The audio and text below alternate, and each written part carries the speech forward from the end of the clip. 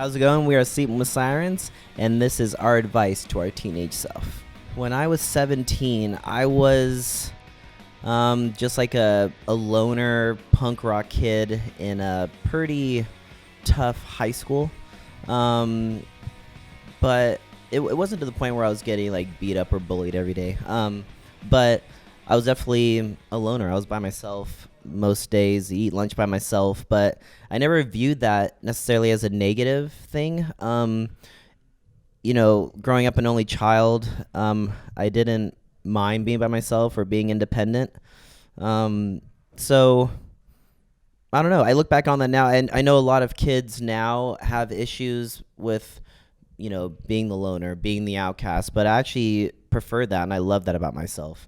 And I think if I could give any sort of advice myself back then, I would honestly at this point say, you're awesome. And I think it's amazing what you've accomplished in your life, and that you're going to accomplish great things. Because I didn't care about what people said or what they expected me to be, or what kind of road I was supposed to go down. I knew when I was a teenager that I was going to be in a rock band. There was no other course, really. I mean, that was my dream, and that's what I stuck to through all of high school. So it was important for me, to say to myself, fuck it.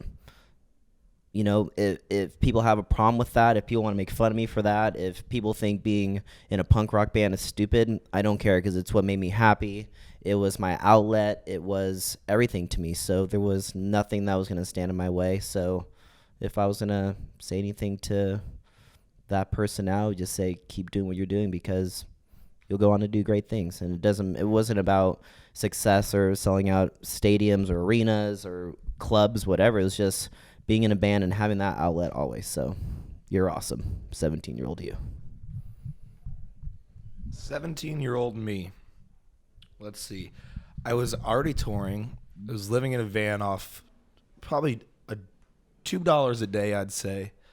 And it was really intense. I'd stay in school, but I dropped out of school. I had the whole argument with my parents, like, hey, I'm going to do this one day. Like, this is my dream, so just let me follow it.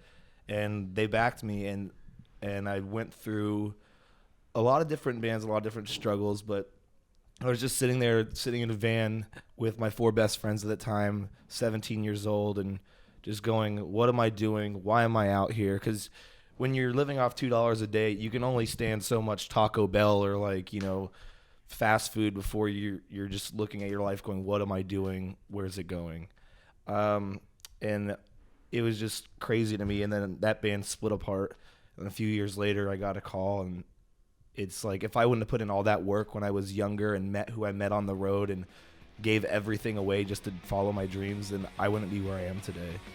So I'd tell my 17-year-old self, good job sticking it out, because it's a lot of hard work and the road sucks in the beginning, and don't flip vans. That's what I tell my 17-year-old self.